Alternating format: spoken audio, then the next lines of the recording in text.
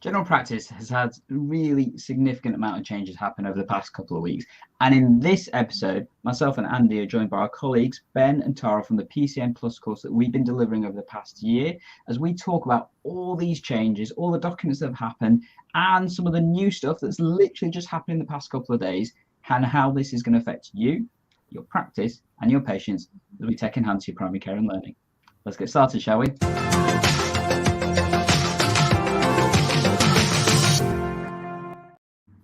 Hello, EGP learners, and welcome to this session where we're joined by our fellow guests and colleagues in our PCN Plus course, Ben and Tara, as we're talking about all the contract changes and stuff that have happened over the past couple of weeks, and there has been some significant stuff that's been going on.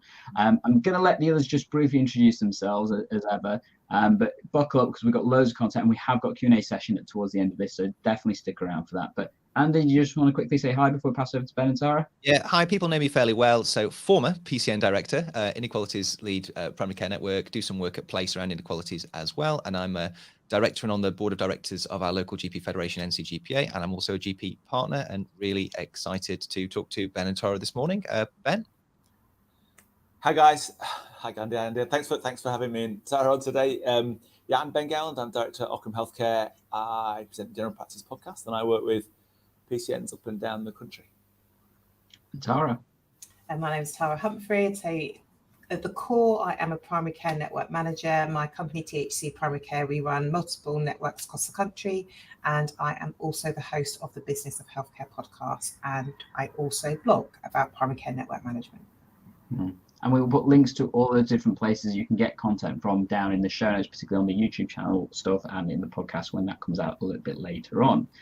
So we are here talking about all the stuff that's happened and changed in general practice over the past couple of weeks, month or so, since all the contract stuff's come out, and there has been so many changes that have happened. In particular, I think the first one we're going to start off with is the big contract changes that just happened in the past couple of weeks. Andy, do you want to lead us through this kind of stuff? Because it's a bit complicated if you don't know what we're talking about, isn't it? It is complicated, but it's quite a big deal, actually. Gandhi, I don't know if you can just pop the statutory instrument on the screen, just so people understand where this change has come from. So the government have varied the core GP contract. So the first thing that a lot of people said was, how can they do that? I thought that this was negotiated 4 years ago. There was a 5-year settlement. How is it that they come to vary it? So I guess the first thing is to understand how they did that. So they use something called a statutory instrument. So the GMS and PMS contracts are brought into being actually by an Act of Parliament, and it's linked to an Act of Parliament in 2015 and also the NHS Act 2006. And it is very common with bills and acts that go through Parliament to have a provision within them for the government to be able to use something called a statutory instrument to vary the content of that bill, if that is needed within the lifetime of that bill for to meet the needs of the bill. So I guess the needs of the patient, needs of the NHS would be one of the things that might lead them to change. They're normally used in quite sort of extraordinary measures to make big changes or just make very small running changes. But the Secretary of State, Department of Health, they do have the power to do this, and it is brought before Parliament, but it goes through without a vote in Parliament, and actually quite big changes this time, so it feels a little bit controversial. So that's how it happened. Gandhi, Ben, Tara, up to speed with me so far? Yeah. With you, Andy. Good. And in terms of what it does, so there were a few things in this, a few changes of wording of the contract. There's some changes around provisions for online access, actually telling us that we should be more actively promoting it rather than just making it available. But the main thing, there's the changes around telephony that you might have heard of. They've actually been changing the wording of the core contract as well. But the main thing that people were really interested in with these changes to how patients contact the practice. So to try and boil this down and be really brief, they basically have replaced the bit in the contract that used to deal with how we deal with patients when they turn up within the surgery building needing care without a scheduled appointment and the responsibilities of care that we had to them. And they've replaced it with a new section and form of words that define what a contact with the practice is, and that's contact is by attendance at the premises, but also now defined as being by telephone, through the practice's online consultation system, or through any other available online system. So I think e-consult, for example. would be an example of what they're driving at there. So it defines the contact, and then it also defines what the appropriate response to this contract needs to be. And it's quite tight, actually. So patients can, following contacting the practice, be given an appointment. They can be provided with appropriate advice or care to the patient by any other method. So I guess that's self-care advice, if that's appropriate. But by any method, I think is quite interesting. They can be invited to make use of other available things for them. So essentially, this is signposting. I thought I heard an echo there. This is an echo there. Oh, sorry. Anyway, they can use signposting. They can be communicated with. They can be asked for further requests for information. They can be told when they will receive information about when they will be dealt with. So that brings into play potential waiting list dynamics. And importantly, the response has to be received on the same day or next working day if it's received out of hours. And the response cannot jeopardize patient health. It must be based on patient clinical needs and, where appropriate, take into account the patient's preferences, but where appropriate, not always. So those are the changes. So it's actually quite big. I think what this is driving at is that patients will no longer be told that they have to call the next day when more appointments will be available, that they have to call at lunchtime when appointments will be released. It's trying to get rid of that sort of mechanic, I think, is one of the main pushes of this. But that's what the changes are.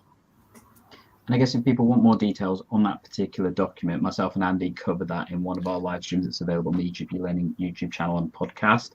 I know there's been a question about where the document is. So the link to that document is also in that. It's a little bit tricky to find because you have to go through legislation.gov.org or stuff. So if you want the direct link, do check out those channels. We will try and put that down below on this one later on, but we'll have to do it when we finish the stream and stuff. But yeah, we go into that in much more detail in that particular episode and what that potentially means for practice and how you may want to structure some of the changes within that, particularly the waiting list stuff. I know has picked up a lot of traction from many places and advice even from the GPC and the BMA, which will be coming to some of the stuff they've been doing a little bit later on in this episode and things. I guess just before we get to that, there was other stuff that has been changed recently. So many of you probably are aware of the IIF and QoF changes, which are part of the PCN PLUS contract. So in the sense that IIF has changed and is no longer the 40-odd indicators and now only 5 indicators. The rest of that has been rolled into what's going to be the improvement and capacity funding, which we're going to come to shortly. Additionally, there's the QoF QI changes and lots of very specific stuff that's happened there. That again, all of us, Ben, Tara, and ourselves have got content to help you understand all those changes and stuff, particularly like a lot of Tara's blogs that cover some of the specific stuff that you need to be aware about and things.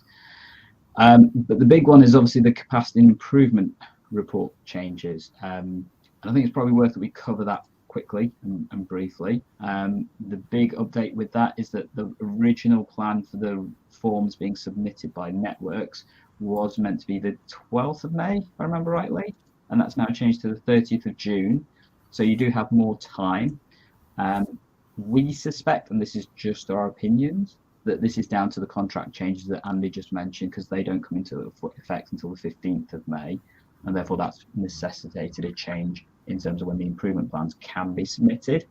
Although interestingly, this was the original date that NHS England proposed in their first letter way back on 6th of March, which seems like an eternity ago, when that happened and stuff.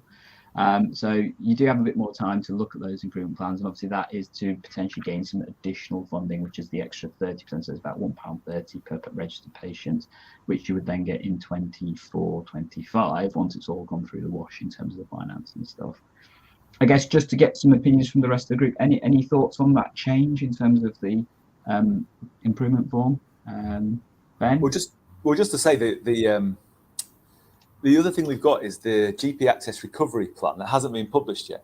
So this was something that was promised by the Chancellor back in November. It's referenced in the NHS England letter that was sent out about the contract changes at the start of March. So it's coming out soon. We still haven't seen it, right? So it feels like some of these timings, like the change, the statutory instrument changes that Andy was talking about and the changes to this deadline, they're all linked. There's going to be some big launch about this General Practice Access Recovery Plan, and I suspect all these things are linked to that. Interesting, I know with the access recovery plan, a lot of thoughts have gone into that's been put on hold because of PERDA, because of the local elections and stuff that are happening next week. And we're hearing that it is likely to be released the week after. So we will probably have that similar time frame. And again, whether that's also contributing to the changes of the improvement and capacity form plans and all that kind of stuff as well. Ben's absolutely correct on that point. But we shall see. I have no doubt me and Andy will probably be doing a live stream shortly after that comes out. There'll be frantic messages to Andy saying, we need to do this right now and stuff, but we will see. Hopefully you'll have lots of support from us as part of the PCN Plus team to cover that shortly. I guess there's been some other news that's happened literally in the past day, and that's revolving around the BMA and the GPC and their actions and stuff.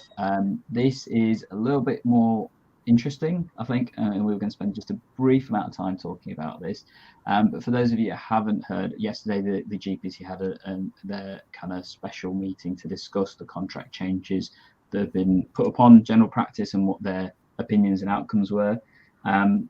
Definitely would recommend having a look at some of the commentary in the GP tabloids and that kind of stuff in terms of what this means. But effectively, what we understand is that there is no plans to put industrial action plans or anything like that against the imposed contract, so the 23-24, which is the one that we're currently talking about and working under, but looking at more potentially action around changes to the overall contract, so the bigger contract, because as many people are aware, the PCN DARE/GP contract is due for renewal in 24-25, and looking at what that particular contract will be and asking for appropriate restitution and improvements of the funding and resources to general practice for that contract. And if there isn't discussion on that, then that's when they will consider industrial action.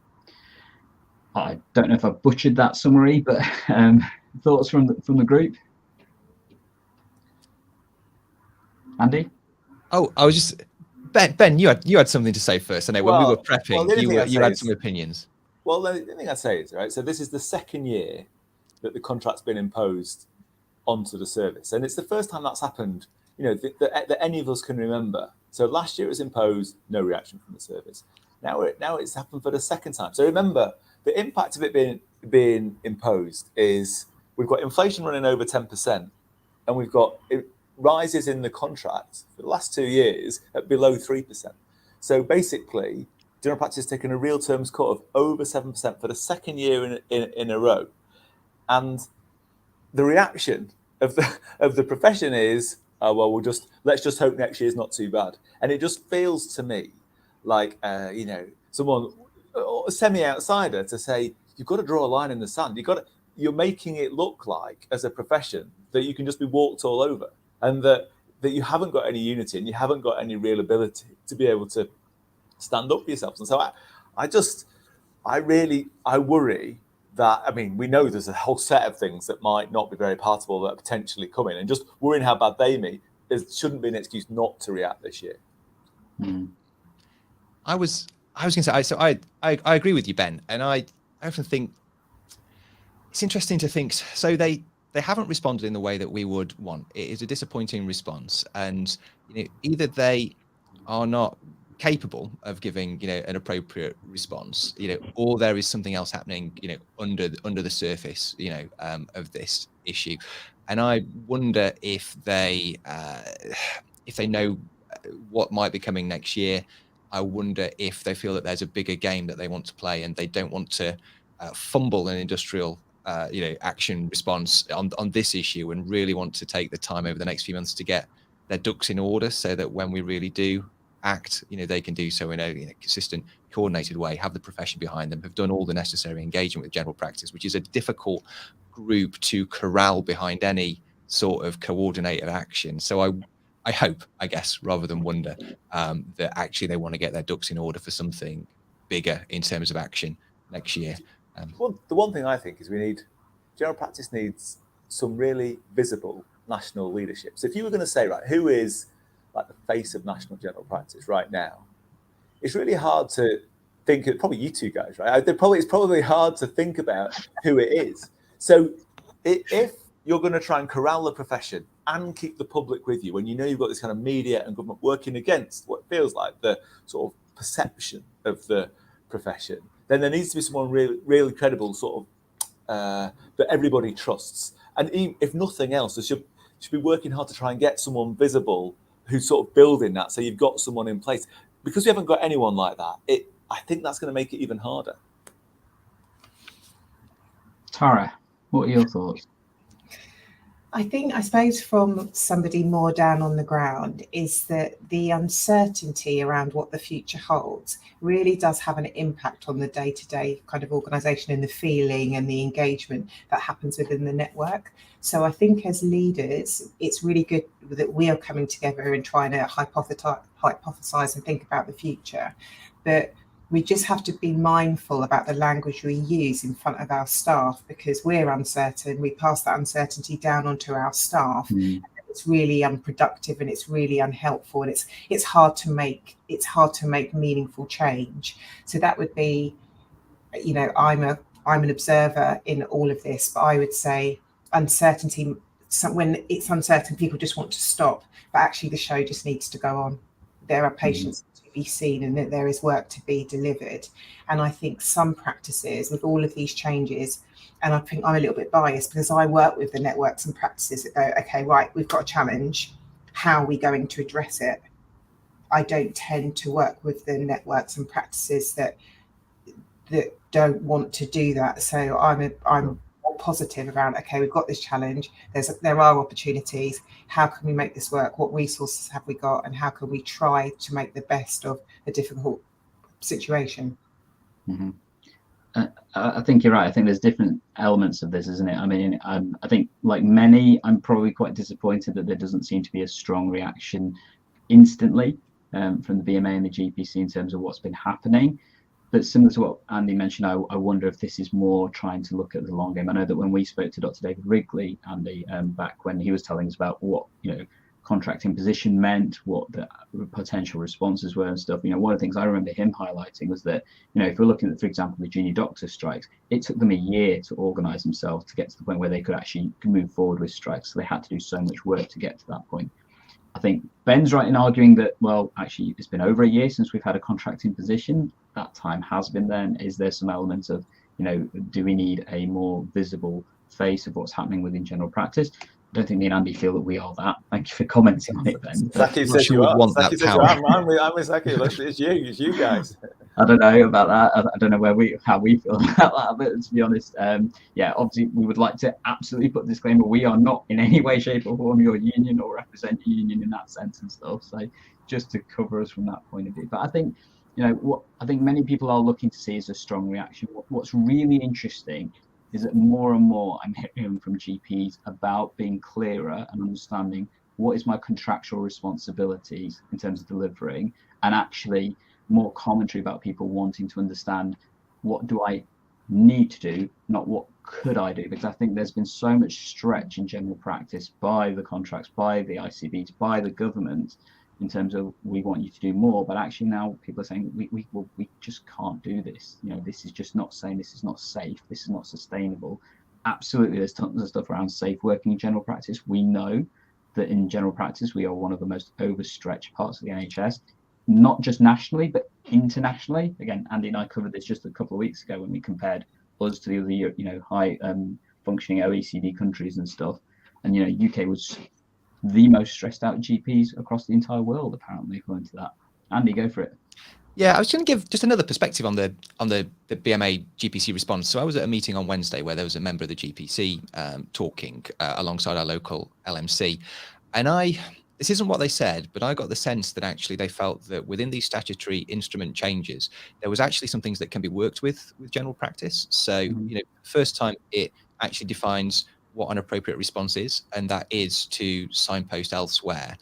It introduces this phrase, not jeopardize patient care, which actually, if you sort of work with the letter of what is within the statutory changes, it actually could be interpreted to say that you can legitimately, when you are at safe working levels, and this BMA representative was really at pains to stress that, you know, they say it's 28, you know, this is internationally in line with international standards, you know, depending on complexity, you know, low complexity cases up to 35.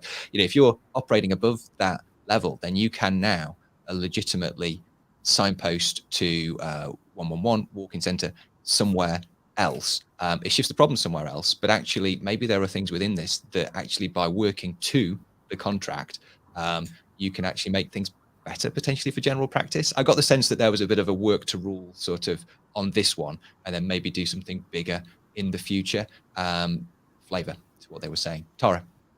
So on that, we talk about signposting outside, but we haven't touched upon, we might be able to signpost across our network if we organise ourselves slightly differently. So I think that, I suppose I am the more positive, there is an opportunity to look at our primary care network workforce across the network to think about how can we reorganise. So yes, there is an opportunity to signpost out to other services, which is fantastic, but we might be able to signpost where networks seem to still operate in quite silos, that's still quite practice-based. There may be opportunities to do something different. So we're not always signposting patients away, but we have got the services within our network.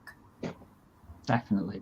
So I guess what would be useful is getting, and what we're planning for the next section of this particular live stream is getting our individual thoughts and reactions on what you out there in general practice can look at in terms of all this stuff that we talked about with the contract changes, with the IIF, the capacity improvement plans, all that kind of stuff.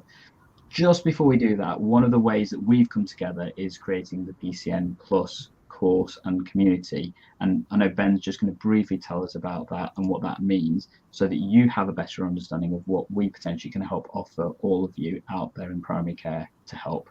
Ben, you want to take it away? Yeah, thanks, Gandhi. So we came together, didn't we? The four of us, probably over a year ago now, and we're conscious of the fact that there isn't really any support available for PCN leaders, which in particular is a really difficult job. So we came together, we created PCN Plus, which is explicitly for PCN clinical directors or senior leaders in PCNs.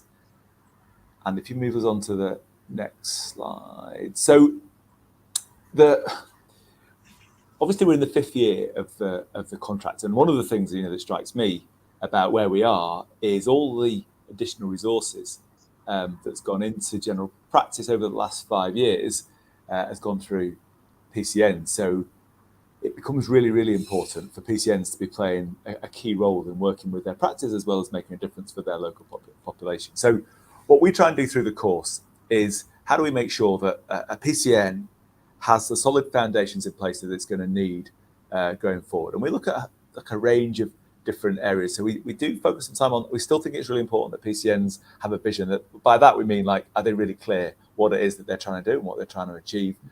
We look at how PCNs work with their member practice, because up and down the country, one of the big challenges that I find is still how practices work together in a PCN. And we cover all the finance, workforce, operations, partnership work, and all the different parts of that.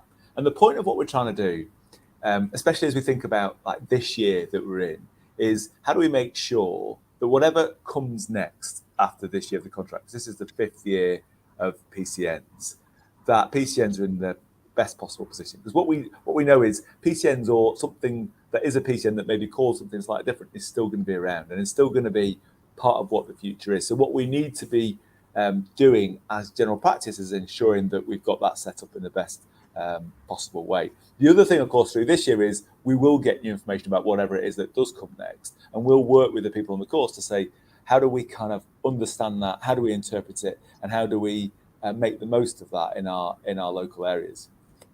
The other thing that we've noticed is that it's very lonely being a PCN clinical director. Right? It's a tough job. So where do you get manager and manager? Sarah's up there for the PCN managers. So where do you get your support from? You're just getting grief from your practices, grief from the commissioner, grief from everybody. And where do you get your support from? And so what we try and do with the course is create a space where PCN leaders can support each other, as well as we have monthly training sessions. We did have last time. I know there are people in the chat, hi guys, who were there last time. We did individual ones with each of the four of us. We're going to do structured ones across the four of us, like once a month as well, where it'll be less structured, more of a time for you to bring your questions and for us to work through any things that are happening, so that we can have more sort of space for support and sort of problem solving. And we do have a session specifically on personal resilience as part of the program. All right, Andy, next slide. So essentially, Program starts next month, starts in May. We have sessions every month. They're Thursday evening, 7 till 9. They're online. We've got Andy and Gandhi's amazing technical skills, so it's great for our interactivity. And then if anything happens, like last year, we had the full report landed, so we can put on an extra session. We can talk about and work through what that means. So that's essentially what it is. Next slide, Andy. And then we've said who the 4 of us are. Next one. That's it. And so, if you want to find out more information, the only thing I would say is the course is really popular. We've only got a couple of places left in for this year's cohort. So if you are interested in taking part, you will have to sign up quickly. If you did want any more information or wanted a conversation about it, talk to any of the 4 of us. We'd be happy to talk to you about it. But that's it. That's the summary of the PCN Plus program. Thank you, Ben.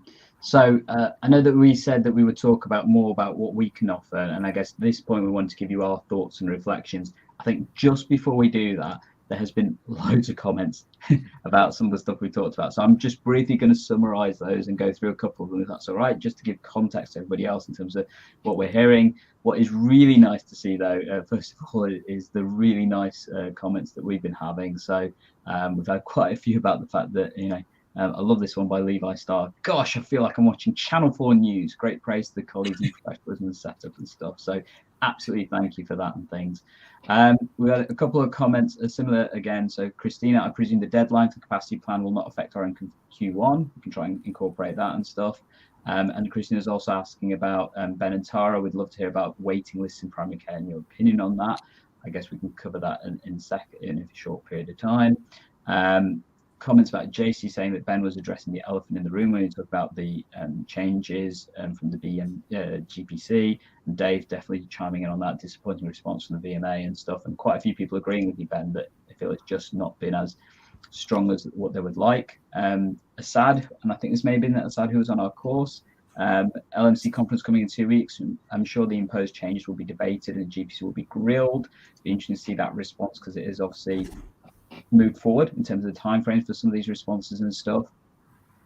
And Dave jumping in again, what will be different in relation to the next contract imposition from NHSE? I think that's one of the things many of us are querying.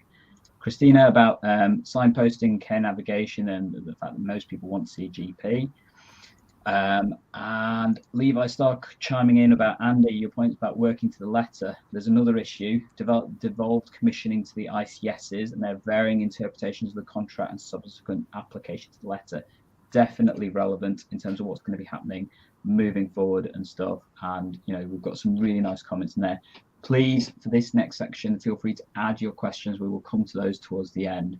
But right now, what we're going to cover is our individual thoughts and reactions and stuff. And what I'm going to do, I'm going to first go to Andy, Ben, Tara, and then myself, if that's all right. So, Andy, do you want to kick us off in terms of what we're thinking? Those are reactions. Okay. I would say I think it's important to think about this within its wider context, I guess. We've had the Hewitt report, fuller stock take. There was a health and social care committee report. We've got the general tone of messaging from the government and in the media, and it's a difficult time, I guess, for general practice. Few trends that I think are there. So I think the communication, those letters that come out to us about contract changes, I think they've become almost political sort of instruments, that are designed in some ways to get headlines, and then the detail is different when it comes. And I think this has been another example of that, because that communication talked about an assessment of need, and said things about 2 weeks, which are part of AC 008, which is not worth very much in the IIF. But so I think it's all getting a little bit political. The use of the statutory instrument, I think, is worrying to force through these changes. I think that the Health Select Committee report, said some very sensible things about continuity and about and actually acknowledging that the true reason why general practice in the health service is not delivering to people's expectations and needs is because of years of underinvestment and poor workforce planning that isn't delivering the workforce that's required to actually do the job. And that's been largely ignored by the government, but it was nice to see that that report actually did see the light of day and come out. But I think there's sort of an inability to face what the true problems are, and an obsession with access. I think if we are to really solve these problems, I think we need some honesty about the cause, and the profession somehow, and I don't know if we can do it, needs to shift the conversation away from access and expectations more towards true needs, continuity, the true underlying issues and problems that are there. I don't know if we can do that really. I just thought it might be helpful just to just talk about the overall context within this works. I've got some at the other end of the spectrum. I've got some very practical things to talk about that we're doing at my practice to try and respond that might be helpful to people to hear, or at least understand, which I won't say now. I might give you those later. I'll pass the baton on to a colleague really, but those are some of my reactions. But I think it's important to look at it within the overall context of what's happening. Ben, do you want to take us through, I guess, your thoughts and reactions? And I guess potentially there's also that element of what Tara mentioned earlier about working across networks as well. What are your thoughts in terms of what this might look like moving the next 6 months to a year? Well, I mean, I think the key point is,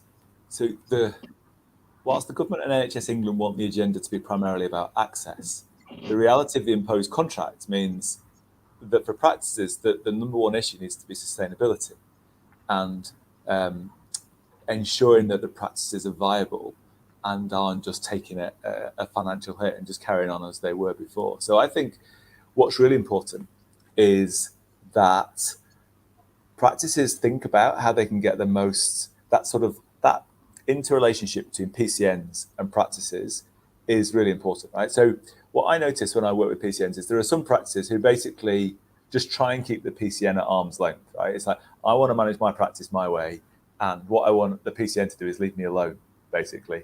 But the reality is the resource, because there is all the resource in general practice has gone into the PCN, I don't think with this second year of the contract imposition, for the people who've kind of had that strategy, that's possible anymore. And so I think what's really important is that PCNs work harder thinking about how can we support practice sustainability, and practices think about how can we work with our PCN to kind of build that interrelationship, because that's the only way really of getting that viability going forward. I also think some of the stuff that you were saying about what's unfunded, practices need to look harder at. So I think sometimes an enhanced service comes out and practices will just take it.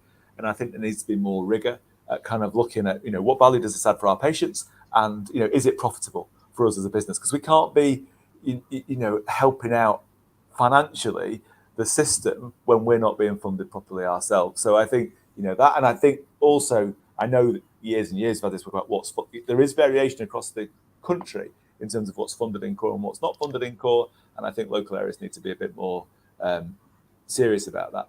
The other thing that I think, I know, I want to keep it brief, but I see a real risk that as we move into whatever comes next year, that there'll be a move away from the idea of a national contract for general practice. So if you look at Fuller, that talked about more control being given to integrated care systems. And then if you look at what the Hewitt Review said, it talked about having, the contract system needed to be reformed. And basically, they're all trying to get money out of national and into local. But my worry for general practice is what will happen with any shift is that the ring fencing that general practice enjoys through the national contract will potentially be lost. So I think what's really important is that general practice talks about the value of the national contract and the security that brings to small businesses, which is effectively what practices are, and that we don't let that get thrown away just because the national sort of NHS rhetoric has changed around that. There's plenty more I could say, but I'll stop there. Well, before you do, how about we pass over to Tara, get her opinion? Tara, Okay. tell us what you're thinking. So my initial thoughts when the DES and the GP contract came out, I think the fact that we've got less targets is good.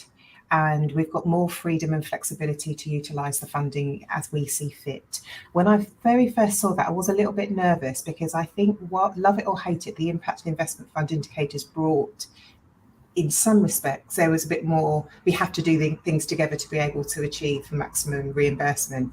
Now, I know lots of networks where their practices will just give me my money according to my list size. So I think that the vision is so important. Why are we together? And Andy, you've said, why, I did think when you were speaking, why can you still not, we've got the challenge, we've got the national objective, but your values around like patient first, continuity, supporting your workforce, why can we still not organise ourselves around our values and try to meet some of the contractual elements of the DARES and the contract to be able to get the funding, to be able to do what we want to do with all its constraints? I'm not saying that this is easy. I'm really not. But when I saw it, I did think, okay, we've got more flexibility. We've got a growing R's workforce. We've got patients that need to be seen. There is a lot of tech. I think, as I've got 3 children, one of them's got type 1 diabetes. I am heavily reliant on tech and support from the school and support from the secondary care team, and the organisation that provides the tech. If there's any problems, I can just message them. So from a consumer and a patient and a mum point of view, I've got 3 children. One of them's got asthma. They've all got health conditions. I'm a high user of the system. I work full time. I don't want to be stuck in queues. I'm happy to utilise technology. I don't really care who I see. I just want my problem to be, to be supported. And ideally, I want to learn how to support myself. When something goes wrong or something's an issue with my child, I want to be able to have the skills and to be able to ask the right questions. I don't want to be sitting on a phone line waiting for somebody to, I want it to be proactive. So I look at it slightly differently. And the other thing I did think is we've got a really good opportunity now. It's easy. When the contract comes out, we just move on year on year. And we never look back. And there are so many little issues that are currently happening within networks. And it's like, can we stop, reflect on what went well, what could be even better if, and start to iron out these. In some instances, they're petty little communication issues. In other issues, there is fundamental, we don't trust each other. I don't trust how you spend the money. I don't trust how you organise the network. And I just want to take my piece and just hopefully the network will go away. So I think that there is a really good opportunity to say, why are we together? How can we make it work when we've got this big ask? Regardless of the contract, we've got patients that want to come to us and sometimes they don't need to. So how can we organise ourselves, and just what would 5% better look like? So those are my initial thoughts / rant. Fair enough. I mean, I agree with a lot of what's been said. I think there's absolutely some aspects that we need to be considered and thought about. Andy kind of alluded to it, but the way I always remember this currently, general practice does not have an access issue. It has a capacity issue. That's the problem. And actually the capacity, until that's fixed, we are going to continue to have all the challenges we face. And unfortunately, and let's be honest, that's a really difficult thing to fix. Even if you to chuck loads of money at general practice, it's not going to instantly change the capacity problem, because we have a workforce crisis. We just don't have enough people to deliver the healthcare that's currently needed. I think there is absolutely something about educating the entire country about healthcare, not just the patients, but also the clinicians about better use. So we obviously have things like the additional roles, and they can be really effective in particular situations. But that also doesn't mean that they can do everything. And I think there needs to be that understanding, as Tara mentioned, that actually the network can provide real benefit to a local area, depending on how you work with it, how you work as part of it, and what you're trying to do with high trust. And if you can get to that point of high trust, I know that's something Ben talks about quite often, that's when you can get some real innovative stuff happening. And I know people are asking in the comments about some specific changes. I know Andy's got some ideas on things. Over the past couple of weeks, I've heard 3 different ways you can change your appointment systems, and there's probably loads more. And I think all of them have the potential to work in the right situation and the right way that you push it. Similarly, they also may fail, because actually it's down to individual relationships with patients. That's one of the really challenging things, because you're trying to serve populations where you may have people like Tara who want the information to manage it themselves. You also have other people who want absolute reliance on the healthcare providers to help them do it, and to have them do everything for them, because actually they don't have that confidence to be able to manage it themselves, and we need to support them in terms of doing those changes and things.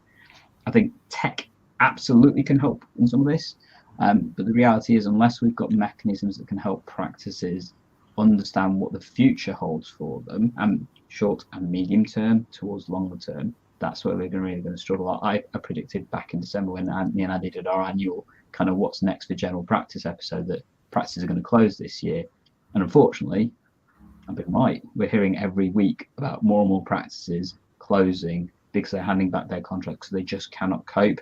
The funding is absolutely an issue, but it's more about burnout and people just saying that they've had enough. And until we get to a point where that changes, we're going to see continued pressure and a tipping point, because let's be honest, general practice is the only part of the NHS that consistently and regularly over-delivers on its contract. And actually, we now need to have a better understanding what that contract's going to be moving forward, so we can understand that and make it sustainable, so that hopefully we have a healthcare system we can all still be proud of and want to be continue to support and enjoy and take use of, because we're all users of the healthcare service at the end of the day, aren't we, as well as delivering it and things. I guess that's my reflections and stuff. Apparently it looks like we've just lost Ben briefly, but hopefully we'll be jumping back in. But before we get to that, we've had loads of questions and stuff. I did say that we'd cover some brief tips and stuff, and that's one of the things that we've been asked about in terms of the comments and stuff. So, you know, what are the new processes and stuff? But Andy, I know you've got a couple of ideas of what you might be doing in practice. Did you want to go through those briefly? Yeah, I'll just sort of fire them almost scattergun really at you. You know, we've met as a partnership team, and we've met with all the wider team actually, and we've told them about the contract changes and the imposition, and we have had a conversation about how to deliver that, and we'll be going to our patient participation group in the next few weeks as well to agree the changes. But so basically we're going to focus, we've decided we want to focus on delivering good quality health care to meet the needs of our population, and that's what we always want to do. We want to do so in a way that's defensible within the contract. We're going to be avoiding what doesn't sort of pay very well and what we consider superficial. So things like AC 008, the payment for seeing people within 2 weeks. You know, we don't think that's really worth focusing on, and we don't think we'll meet it. So we're being selective, like Ben and Tara were saying, you know, about what we're trying to achieve. Good opportunity to review the whole appointment system. So that's the process that we're going through. Emphasis on actually, we're not an emergency service, and we never were. And we used to say that regularly to people before, but that's not what we're there for. We're there for good quality management of people's healthcare conditions, you know, not for urgent or emergency things. So we're going to kind of double down on that message using the powers within the contract that we've now got and the clarity within the new contract. We're going to try and focus on working to safe limits, you know, following BMA guidance, and supporting our staff, because if we don't, we'll lose more staff. The practice, you know, is in even further difficulty and jeopardy. We're a little bit, and I'd be interested to know what Tara and Ben think, yourself, Ben, yourself, Gandhi, from a network perspective, but we're a little bit nervous about network level operations, particularly triage operations. And we actually like dealing with our patients ourselves. We know them well. We know them well within our team, and we'd like to build capacity within the practice to see patients more effectively, which I think you don't often hear in so much in sort of PCN forums. But I think PCN probably does have a role for providing that additional capacity in terms of kind of same day access. So we'd prefer to triage our own patients and refer out to capacity provided, you know, at PCN or Federation level, when we think that patients will benefit from that rather than seeing ourselves. We're going to be really clear about the changes. So we're going to have a web page that explains why we're changing, what changes we're making, have some flow charts. It's an opportunity to be really clear in a way we've never been before about how our appointment and access works at the practice. Focus on early signposting to alternatives, including care navigation within the primary care network to other commission services like counselling services, physio services that are commissioned separately to the primary care network, you know, that are just there for our patients to use as well.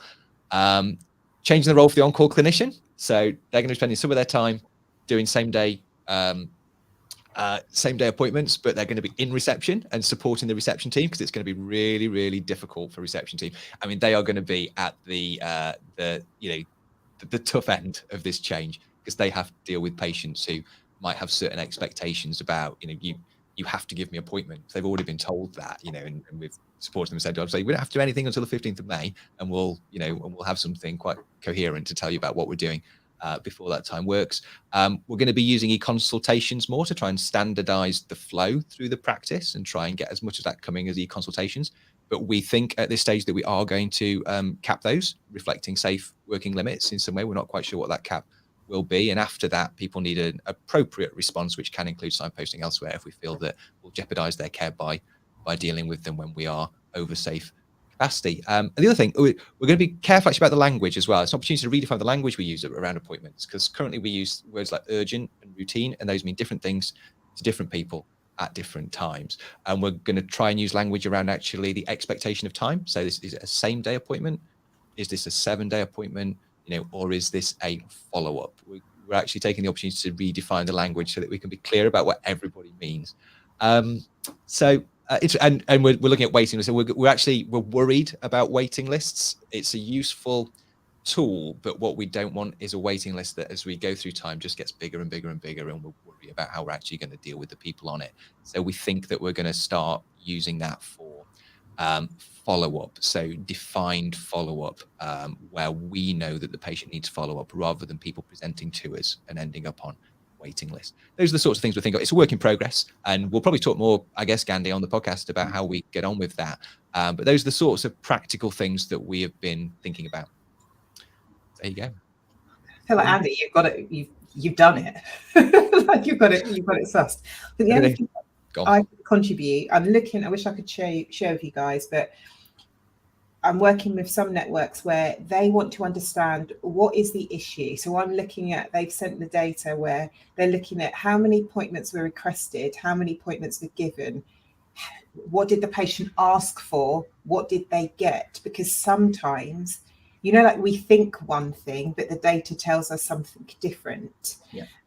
But also we've looked at all of the resources that are available. So we've talked about sleep station and social prescribing. Practices really struggled in one area. They never sent any patients for social prescribing. So it was a good opportunity to look at what they're already doing. Like, what have we already got? And where are we underutilized? And what is our patient flow? How do patients come into us? And are we over, are we focusing on the 10, 20% that aren't happy and discounting the 80% that actually flow through the system really well? And then what would good look like? So we have, in some networks, they have got a pharmacy hub, and that does work really well. And that they take a lot of patients at hub level, and that seems to work really well. Some networks are talking more closely with their federation and building on their kind of enhanced access and seeing if they can deploy that better. The notion of integrated neighbourhood teams, when that first came out, we all talked about it, and then it kind of is, in my areas, people don't really talk about it, but that conversation around what community assets have we got around us that could really support us. And then we had a practice manager PCN drop-in session, and some networks are using patient partner and are really, really happy with that. I think it's like a cloud-based telephony and better organisation of when your patient phones up. Some people are using Babel and are really happy with that. Some networks have just invested in System One Hub. So they're really thinking about, yes, we've got this access challenge, but how can we make our workforce more productive if they're going to be managing more patients? So they're investing in System One Hub. And then there is one network that's also exploring clinic AI. So we had a good conversation around the tech that was available, but we kind of said, don't jump into it. We have to be really clear on what's the problem we're trying to solve, how are we going to fund it long term, where is the money going to come from? So yes, this year maybe you can commission it for 2 years, but you don't want to be stuck with a piece of technology that it potentially is not sustainable. But also, and I think Christine has kind of talked about business planning and looking at you may invest in something, but it may save you money. It's really trying to understand your internal investment for the changes that you're going to make. And then, in other areas, the networks are coming together to say, how can we deploy our additional role reimbursement workforce to help with peaks in the day? And that is a big change of how people work. But for the networks that want hub, one network said, I want the PCN to do the heavy lifting for me. So actually all the things that are, like generic, that can just be done, I want the PCN to do that, and we will stay with the complex, more interesting stuff, complex patients. But actually the day-to-day stuff, actually let's use our PCN staff to do that. So just thoughts. Lots of stuff there. I can see we're getting increasingly more and more questions coming through. I'm going to start going through some of these if that's okay, because we've got about 10 minutes left and stuff. Interesting one in response to Andy's comments from Assad about by putting clinicians in reception, does this not create immediate responsibility on that qualified person to make sure that the patient is managed appropriately? And he adds on to that versus receptionists holding responsibility when receiving requests for help. I think you can take it that way. If I may, I know Andy wants to come in on this, but I know myself and Ben have spoken to a group that have done this recently. They've created like this care navigation system within their receptionist team.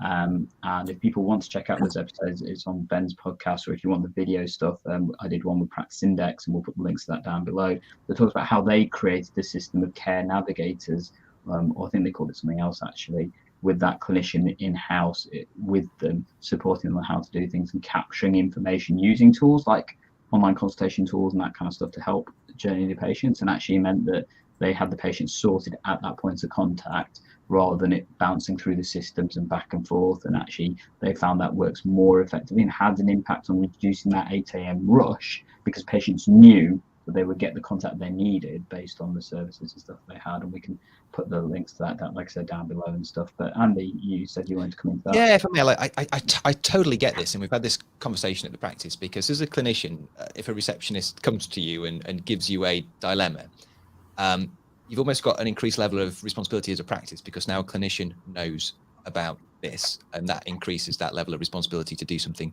safe with that patient. So I totally get that. I guess what we're doing is building on something that we've been doing for a while. So some of our clinicians spend some of their time on call in reception, because they like to do that, and it actually makes their day a little bit easier, supporting reception with some of their work. And it's largely about supporting reception in terms of how they flow patients through the system. So what we find that we're actually doing when we're in reception is not necessarily taking ownership of those clinical things. Actually, there's a lot of really simple questions about how to flow patients effectively through the system that receptionists will ask, that if you're sat in your room, they won't. They'll come to you with the clinical dilemmas, and they'll still do that if you're sat in reception. But actually, there are additional things that you can do to help the receptionists deal with the patient. That means they don't end up on the on-call list, but actually there's some other outcome for them. They get signposted. The receptionist isn't worried about them. It's just about they're not quite sure what to say. So in terms of changing and bedding in a new system, we want to lean into that and see what value we can get from having the clinicians more closely supporting receptionists. But they're not going to be triaging with receptionists. They're actually going to be supporting with the flow of patients through the process.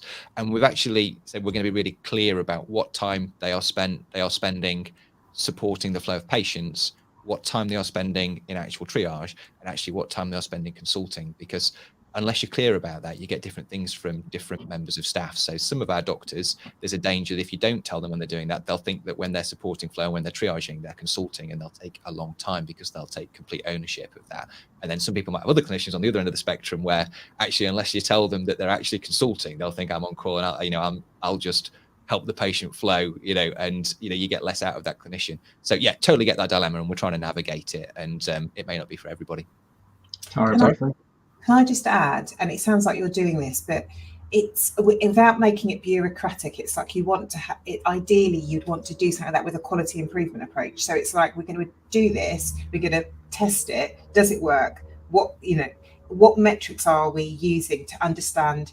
Do I just not like it, or generally is it not working? Is it leading to an unintended consequence? And just pivoting. I think sometimes we rush in, we change it, and then we leave it and it may not work. But I think if we do small tests of change, because some people in your network or your practice, they're not going to be all gung-ho about some of this stuff. Some people are going to be really resistant, or for a variety of reasons. So I think it's about approaching things like that, different ways of working with a quality improvement approach and knowing that you can change it. Nothing. I always say to people, nothing cannot be undone. Fair enough. I'm going to come to Ben in a second, answering Jonathan's question, because I think it's a really sensible one and stuff. But just before I get to that, I just want to pick up Sakib's comments about there needs to be a public information campaign to manage patients' expectations, GP access.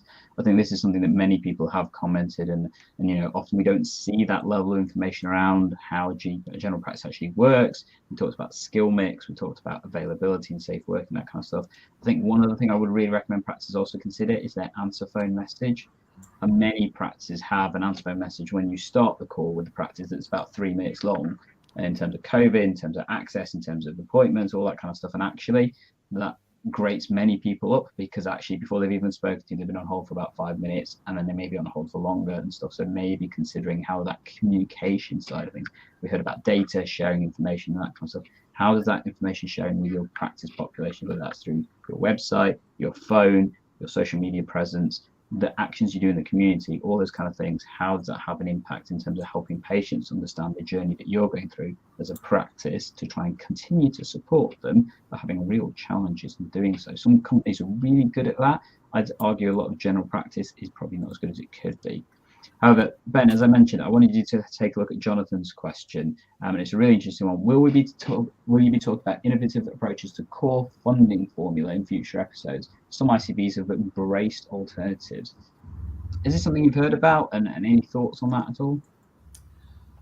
Well, there's a couple of things, aren't there? So one is each ICB is different, right? And so the argument and the kind of the national language about funding for general practice is saying, is it sensible you have a single national contract, and that would it be better if that was tailored to each local ICB area, because then it could be tailored to what's needed in each area. And a kind of then a sort of reaction, which is, yeah, clearly that's sensible, so we should definitely be doing that, I guess. So there's the caution that I would put around that. One is that if you then go to local funding, the problem is you potentially lose the protection that general practice funding has when it's in a national contract.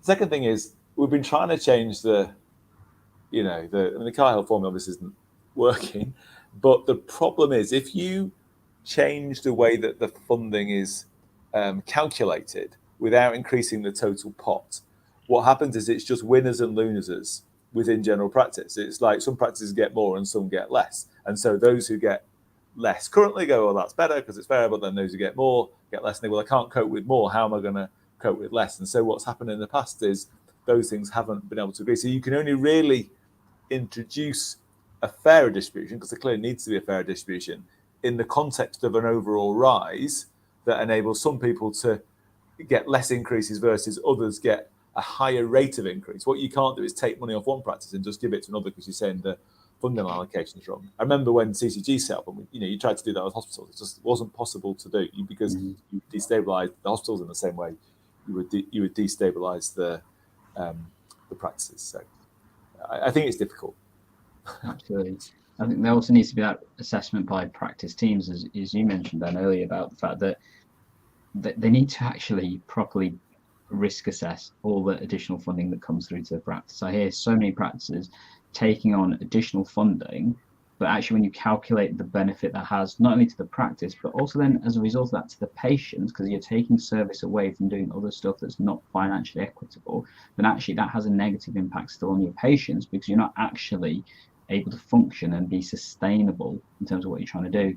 And I think Catherine, or one of the others in our comments, mentioned the forbidden P word, profit.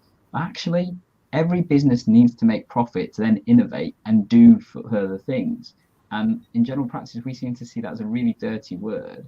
And actually, the problem with that is that that's one of the reasons why we struggle to then maintain and do the standard stuff, because we don't have the opportunity to innovate and things and stuff. So I think, risk assessing every potential pot and making sure is this financially sustainable for my practice, for my patients and stuff, has to happen and things.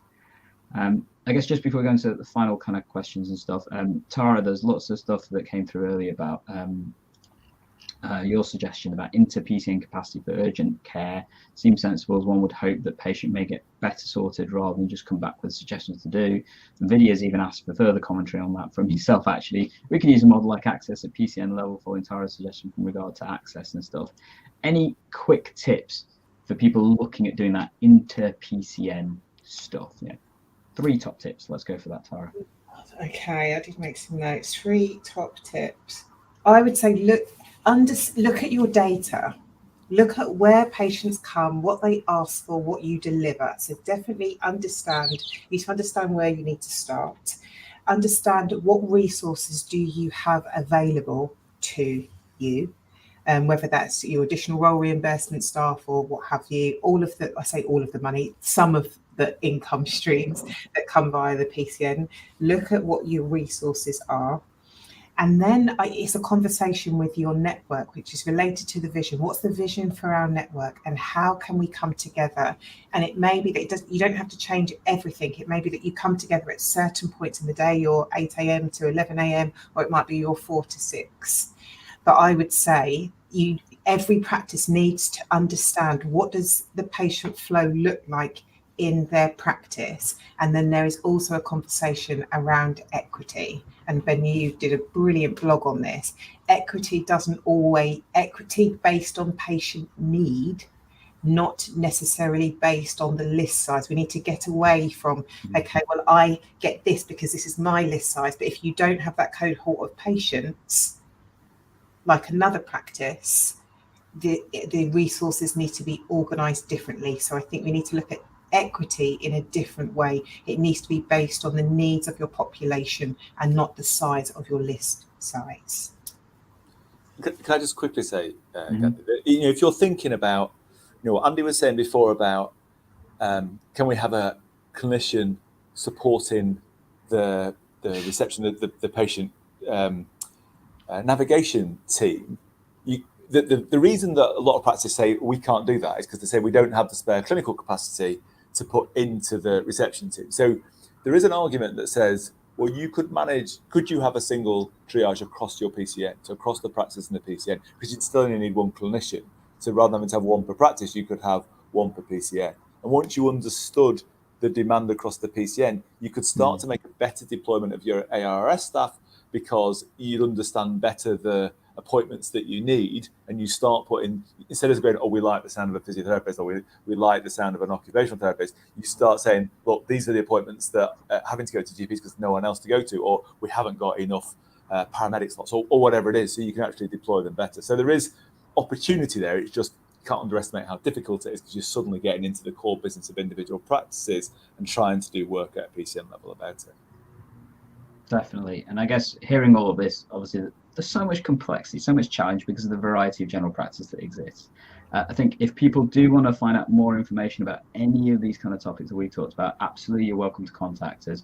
We would ask that you do that through our PCN Plus website. So that's the one that's down below on the links, and we'll put the links to all of this stuff that we've commented on, the various channels, the various informations and stuff. But it's bit.ly/PCN Plus, all in capitals. That will take you straight through to the page so you can see more content and stuff. And if you are interested in joining us, feel free to do so, because by doing that, you get us basically helping you to understand this journey of what we are all going to be going through for the next year at the very least, and who knows what comes after that, because gosh, we don't.